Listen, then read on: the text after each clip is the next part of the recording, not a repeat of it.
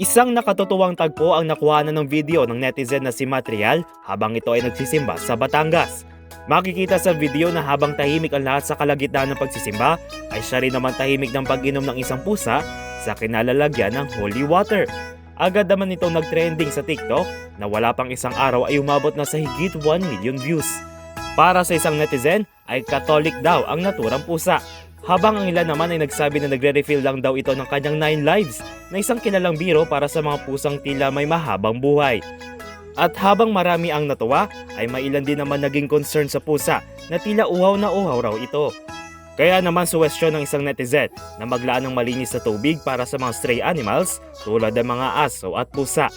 Ang video na yan ng netizen ay umabot na nga sa 300,000 likes at umabot na rin ng 200,000 shares sa online platform na TikTok. Para sa DZRH TV, ito si Dustin Bayog. Una sa Pilipinas, una sa Pilipino.